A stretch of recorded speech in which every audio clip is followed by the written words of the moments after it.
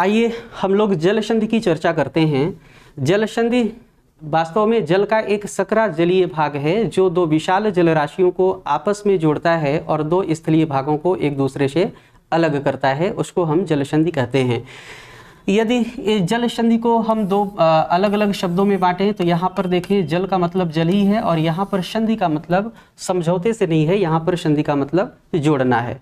तो जल संधि का मतलब हो गया दो विशाल जल राशियों को जोड़ने वाला जो एरिया है या भाग है उसी को हम जल संधि बोलते हैं।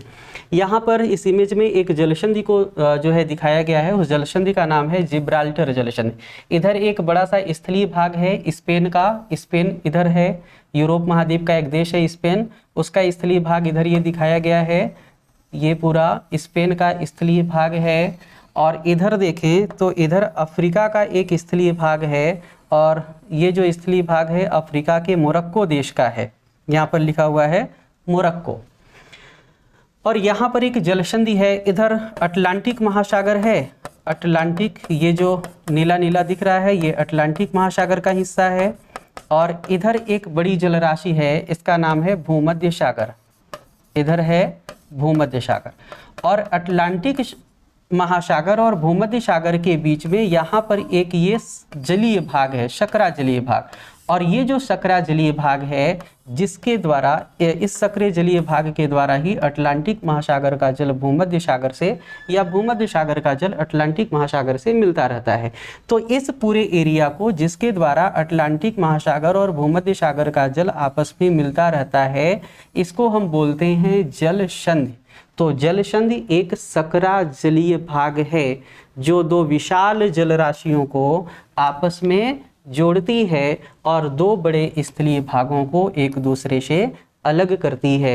यहाँ पर जो जल संधि है उसका नाम है जिब्राल्टर जल संधि और यह जिब्राल्टर जल संधि अटलांटिक महासागर को भूमध्य सागर से जोड़ती है और यूरोप के स्पेन को अफ्रीका के मोरक्को से अलग करती है। तो इसको हम जल संधि बोलेंगे। जल संधि के बाद एक शब्द और आता है स्थल संधि।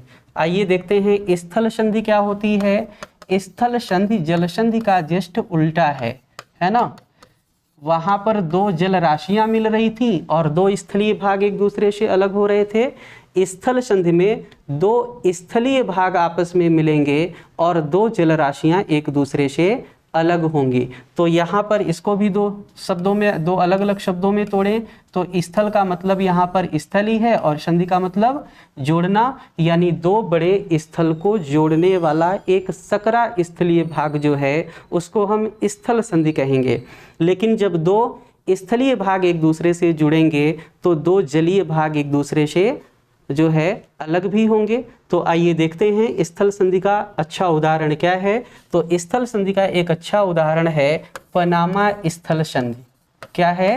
पनामा स्थल संधि, है ना, पनामा स्थल संधि। इधर देखें, इधर ये जो स्थलीय भाग पूरा दिखाई दे रहा है ये उत्तर अमेरिका महाद्वीप का स्थलीय भाग है। यहाँ पर लिखा हुआ है नॉर्थ अमेरिका। यहाँ नॉर्थ अमेरिका का पूरा इमेज नहीं है, नॉर्थ अमेरिका का केवल दक्षिण वाला पोर्शन दिखाया गया है।